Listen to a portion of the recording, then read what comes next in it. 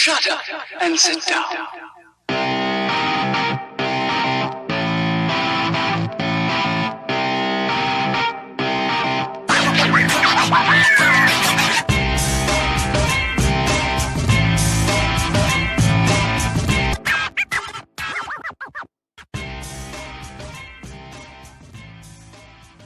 What's up, guys? This is Carlos Redlich. I got David Allen here. Welcome to Takeover Tuesday. This is where we're going to be talking about how to go from being employed to being self-employed.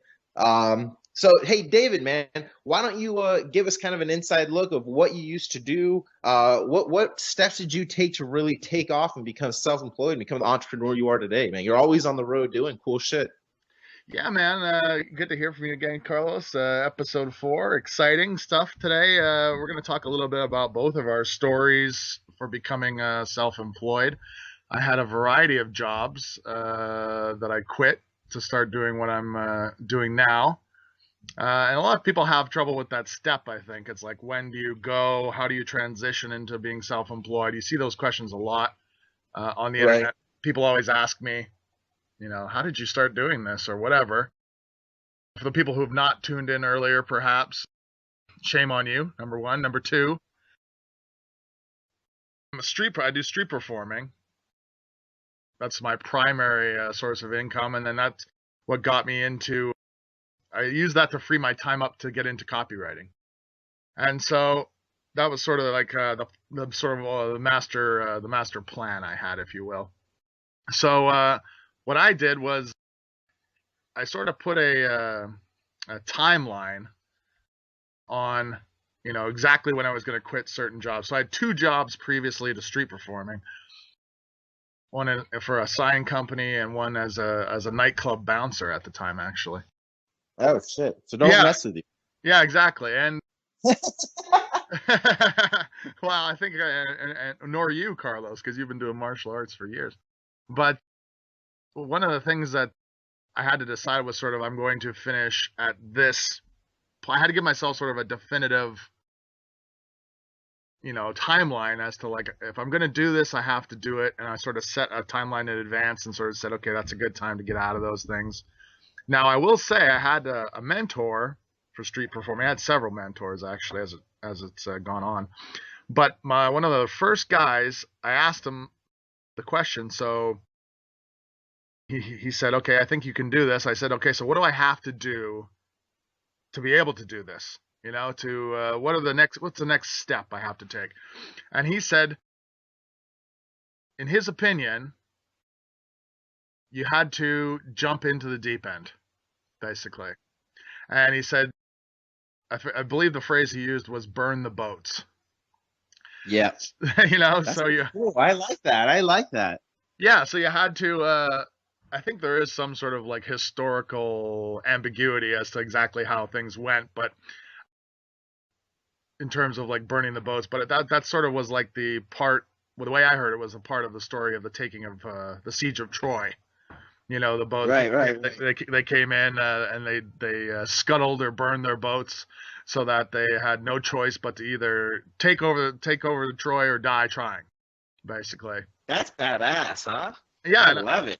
It is. It's great. And I think to sort of tie in another cultural phenomenon to the same idea, I think that was the name of 50 Cent's first album, Get Rich or Die Trying or something, right?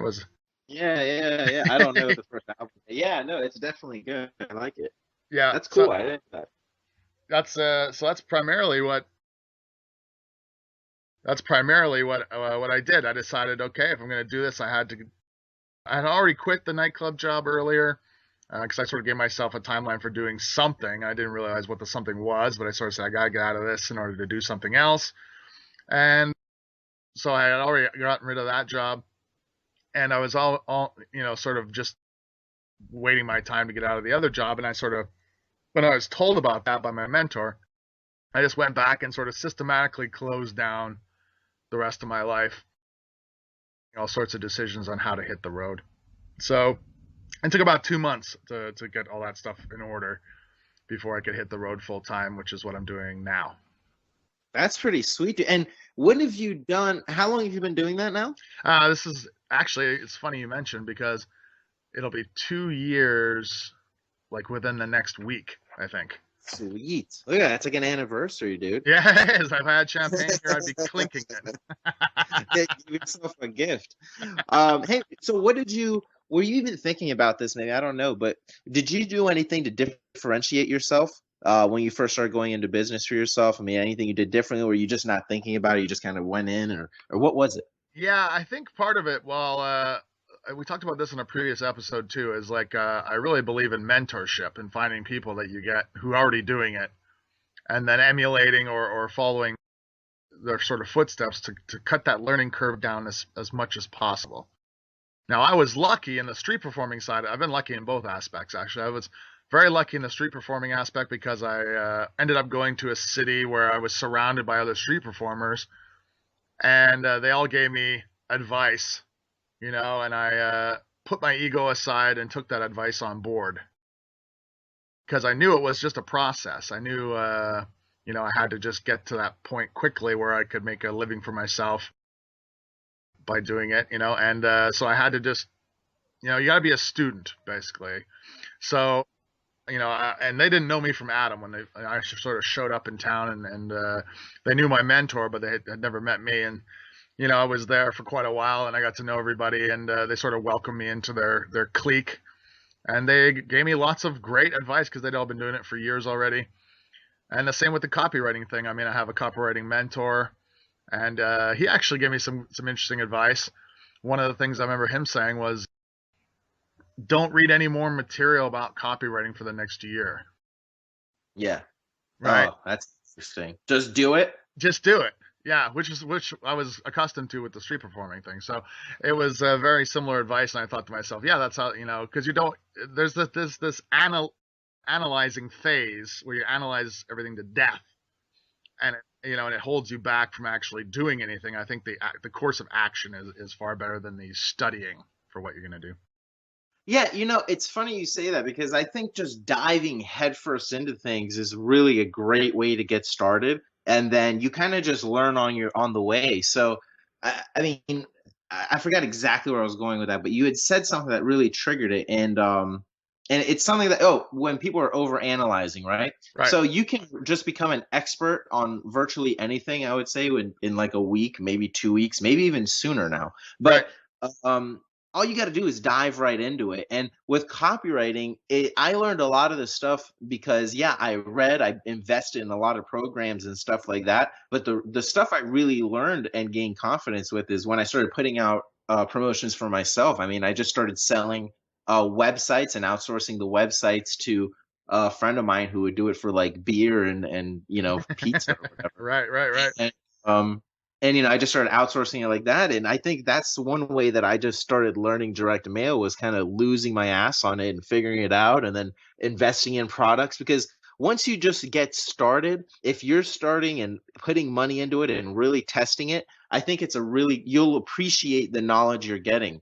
If not, you're like almost in danger of becoming like what I like to call, they're like seminar junkies, Yeah. Just go to seminar after seminar after seminar, but you don't actually do shit with what you just learned, and it's just silly. So if you've actually got skin in the game and you're losing money in direct mail or losing money pay per click or Facebook ad or whatever it is, then you're going to invest in something and you're going to be damn sure, you want to be damn sure if it's going to work or not. So you're going to actually pay attention to it, apply it.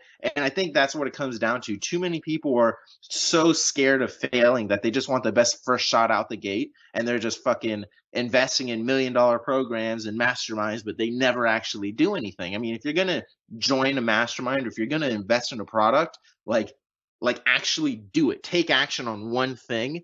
And then if that shit doesn't work, then go buy another product. You know what I mean? But actually get some skin in the game.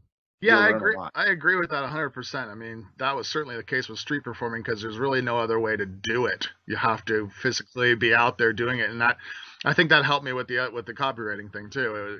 And the first things I did for copywriting too were some stuff for myself and for a few friends. And so that, I will say this though, in regards to having skin in the game and stuff. One of the things, if I look back now, one of the things I did learn as I went along was that you couldn't really even understand some of those courses and stuff until you were actually doing it. So it was one of those things where you could study, you could go through as many copywriting courses, marketing courses, or whatever, or read about street performing if that's the case. But until you were actually doing it, you couldn't really understand exactly the advice they were giving you, because you had to say, okay, yeah, I screwed that up. Here's why. This is probably the reason why,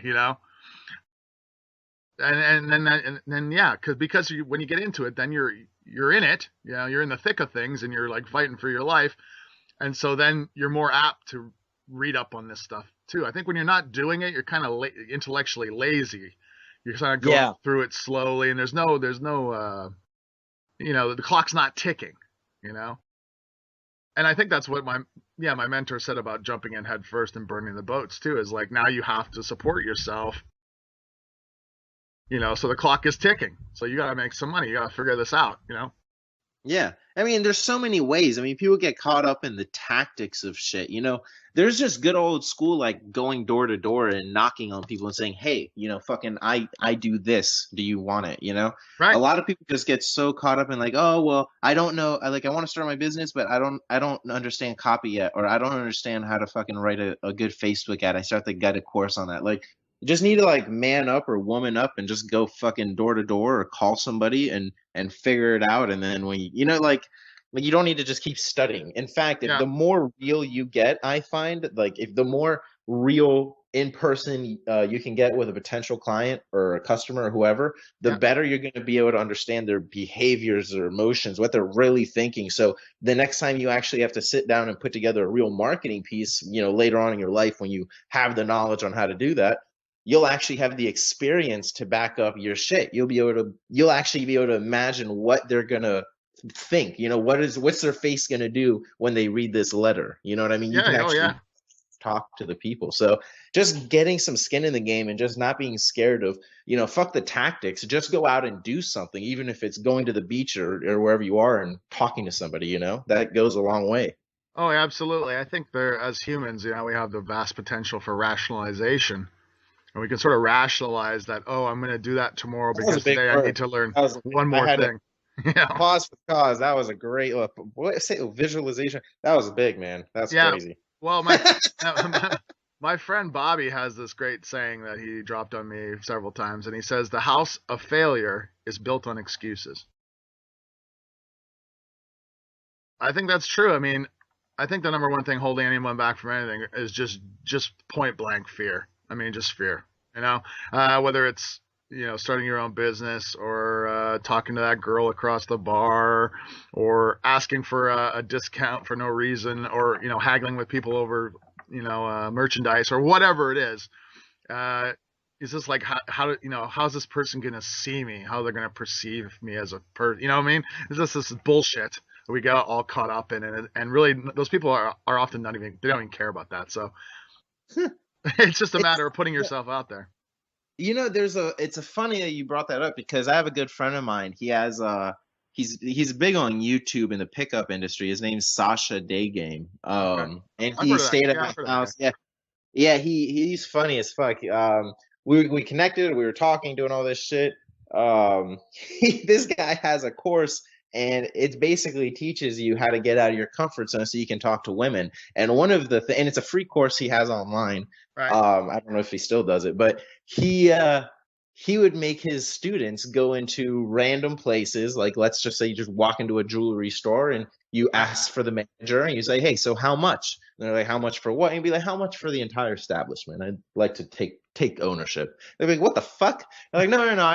I'd like to buy this place, and I'd like to buy it cash, and I'd like to buy it today. Are you the owner, or are you just the manager? And you really get in there. And if you can do shit like that, you're almost like a con man. I love this because it's fucking hilarious. Like, it's just human behavior, how people will respond to stuff. But I remember seeing that course, and I was like, man, that's such a good course that would work for salespeople, guys who want to pick up girls, magicians, anybody, I think would really get, if you're in the business of selling shit, then I think doing stuff like that, it's a great way to get yourself out of your comfort zone, start your day, and fucking and just really understand humans, You really get good. Those prank people, I think, are crazy, and some of them are really stupid, I think. But they understand. They probably have a really good understanding of human behavior just because of the reactions they'll get. They know, like, I'll probably not get knocked out until I say some crazy, crazy shit. Oh yeah.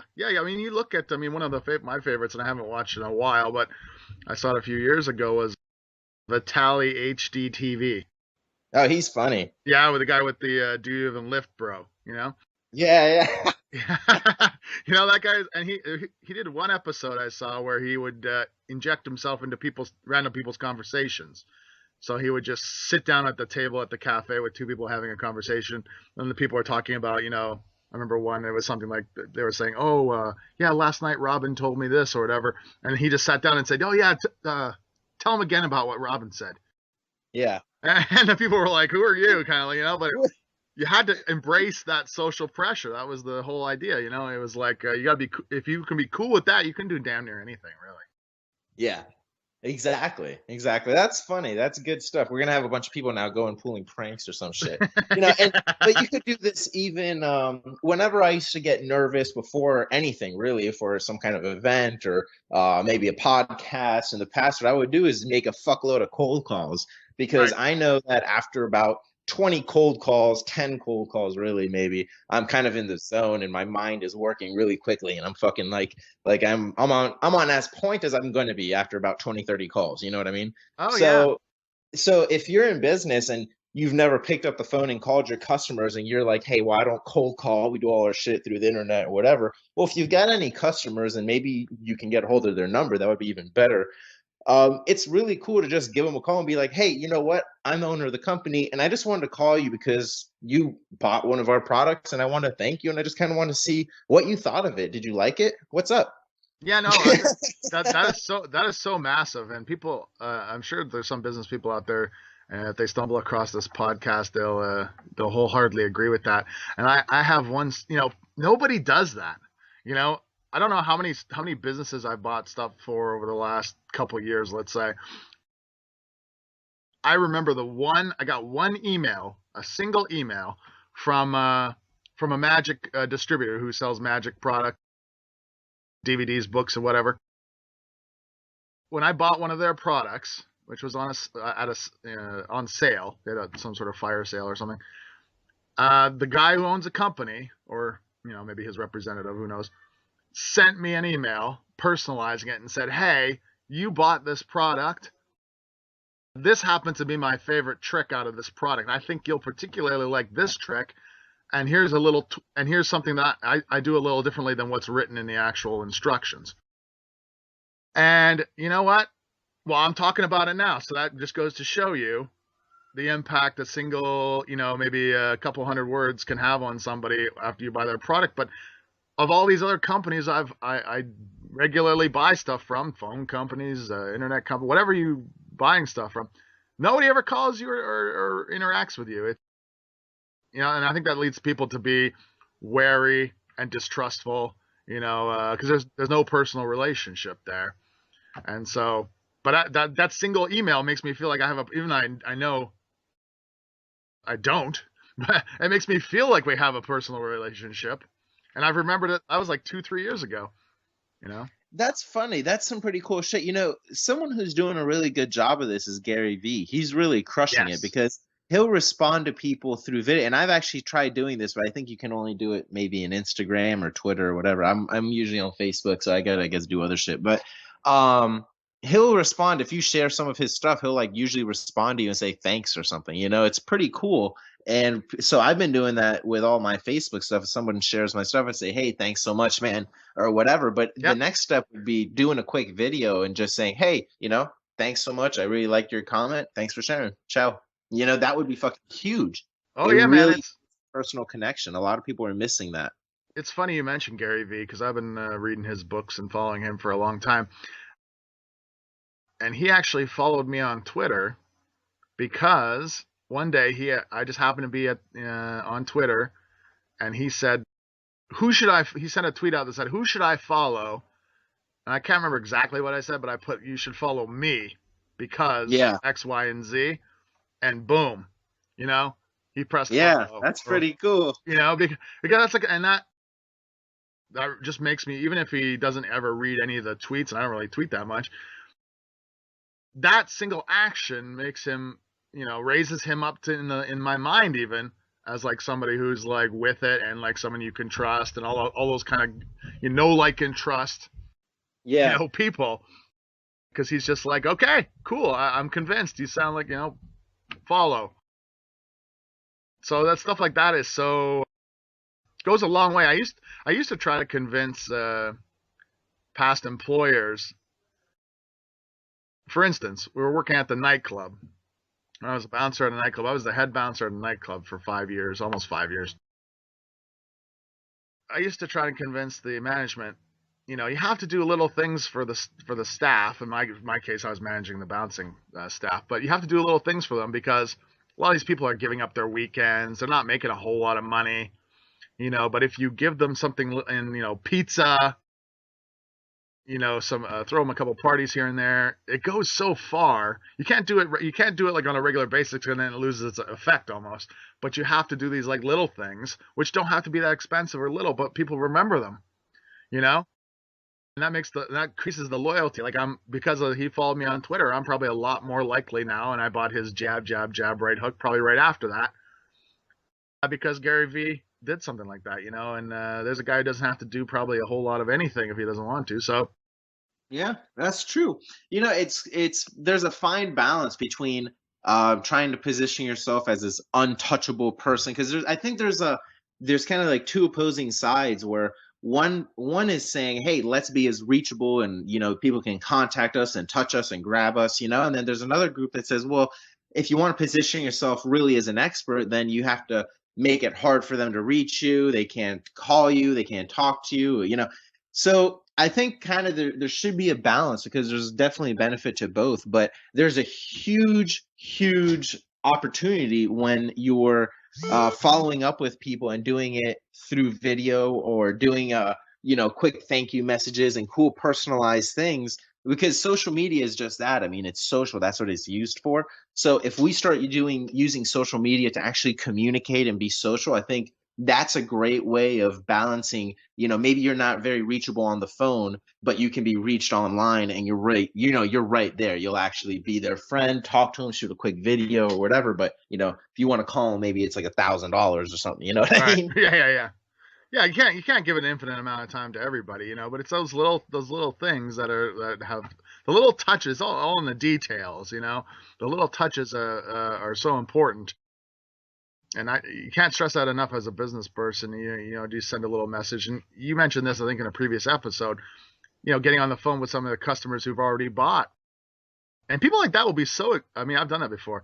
People will be so shocked that you're calling them up and want their actual opinion, because it happens so infrequently that they're like, you go straight to the like a rocket ship, straight to number one on whatever they're buying stuff from.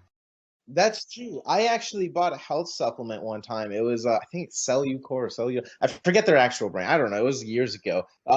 But I remember buying it one or two times at a Smoothie King. I don't know if you guys have those there. It's basically, yeah, okay. So it's just a smoothie place.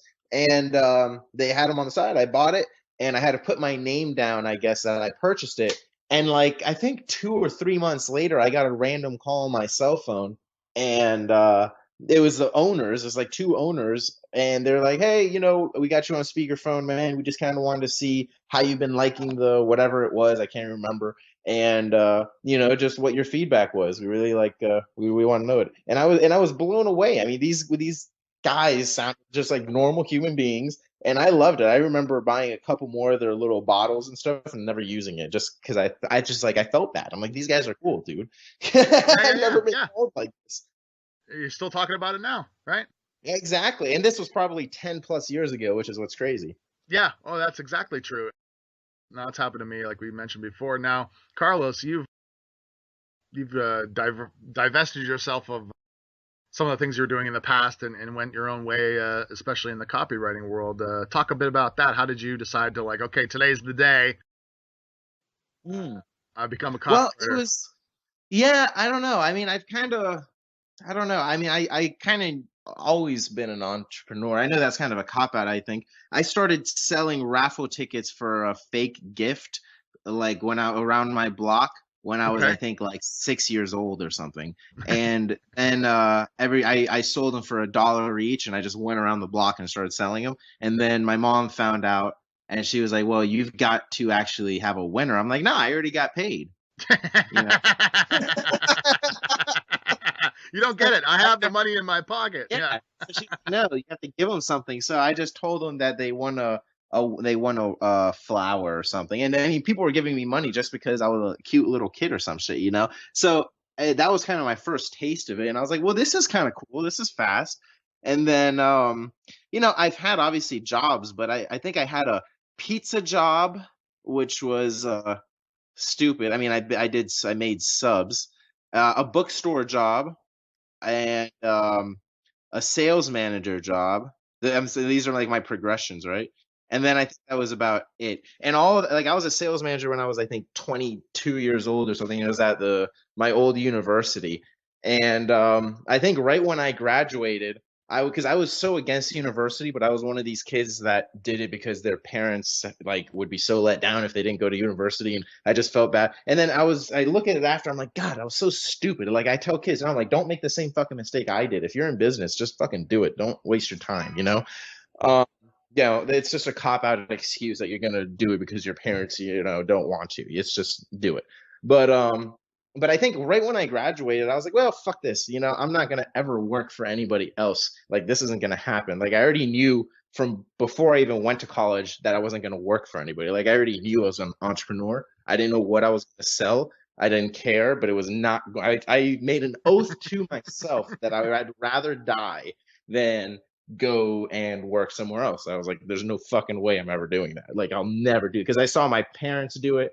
I saw my brothers do it. And I just saw how they lived. It was a horrible life, I think. I mean, Right. I don't know. It's exhausting. It's fucking terrible. So, yeah, I don't know. I think for me, I knew from a very early age, and I just kind of always geared in that direction. Is why I was bad in school. I was very anti everything, and so I don't know. For me, it was a very easy to take the plunge. I just did it, and I didn't care where I lived. I didn't care if it was in the ghetto or where the fuck it was, where I was going to start out. I didn't care. I just like, all right, what's the only way to do it? So fuck it. No, You just do it. I think you're right. And this is a common thread that I've seen from other entrepreneurs I've met in various fields. Not everybody, but more than enough to where I'm like, okay, this is a pretty significant thing. And these people just don't care.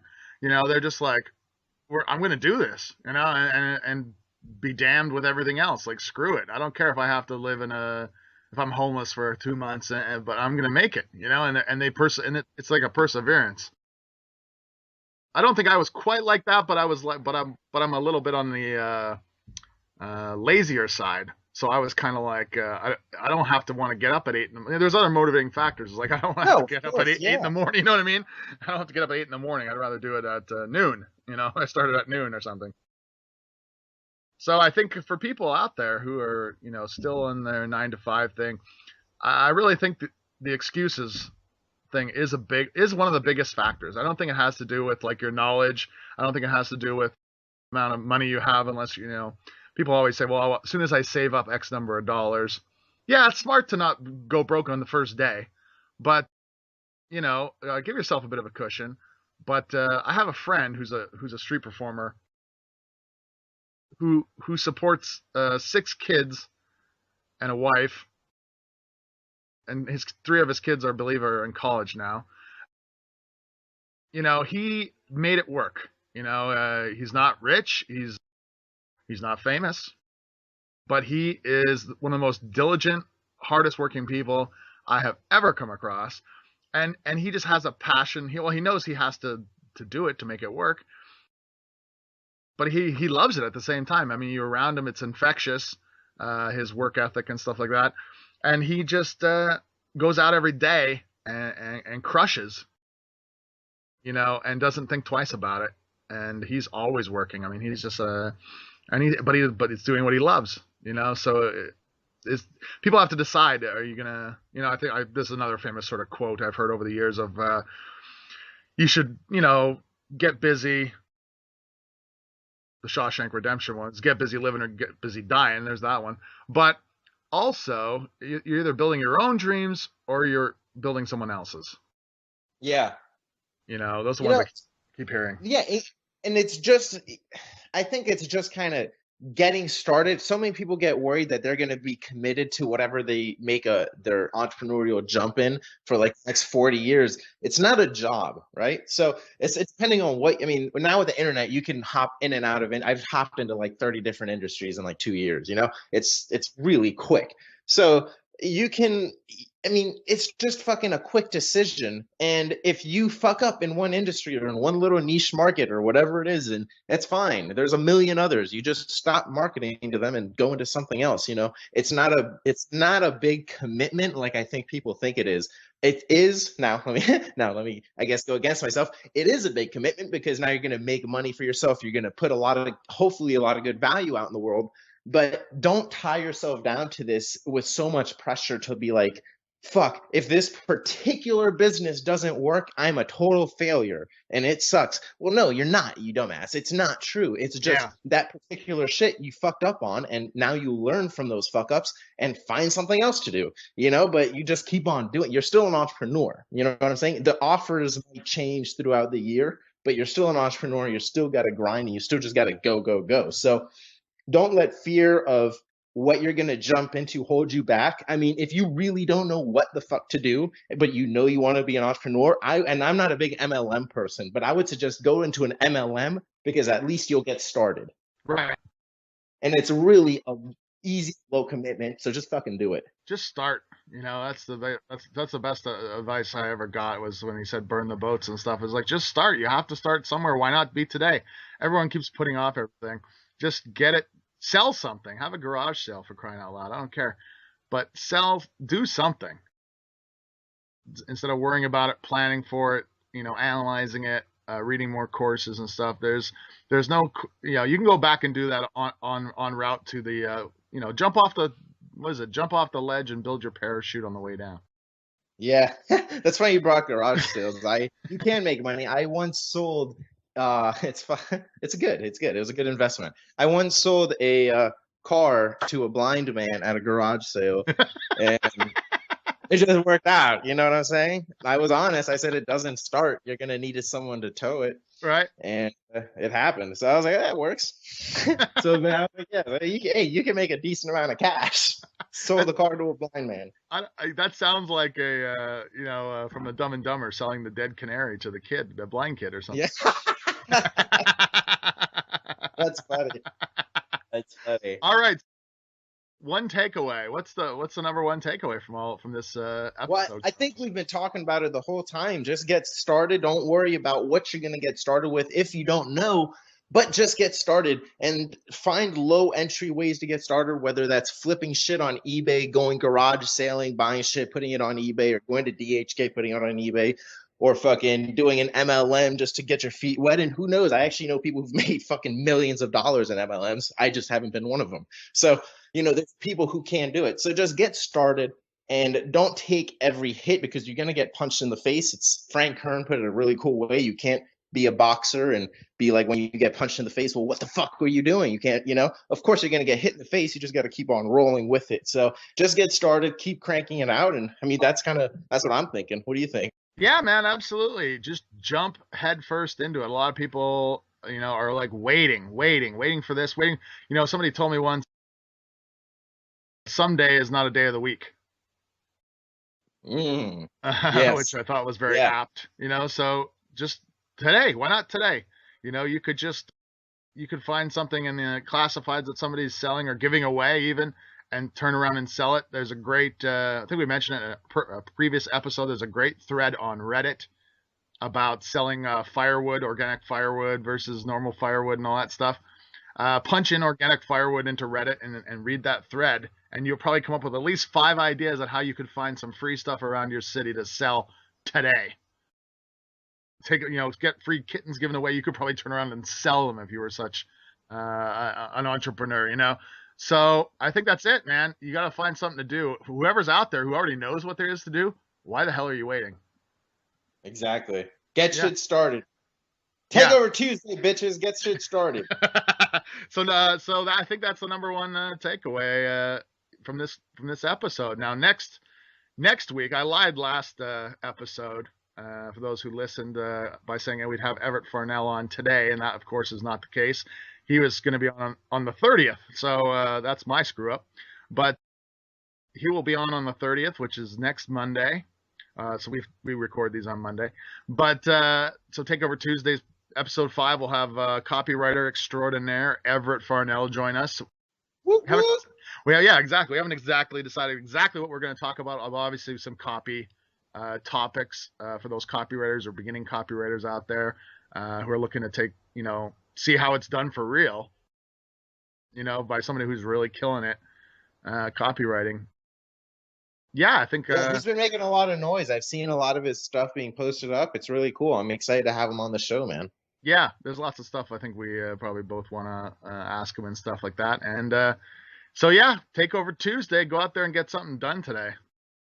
All right, man. All right, guys. So, hey, kick some ass today. Share this podcast, like, whatever it is. And ciao, guys. Keep kicking ass. Yeah, direct all questions to the facebook.com/Takeover Tuesday podcast. I'd also like to thank Ben Sound at bensound.com for the intro and outro music. Take care.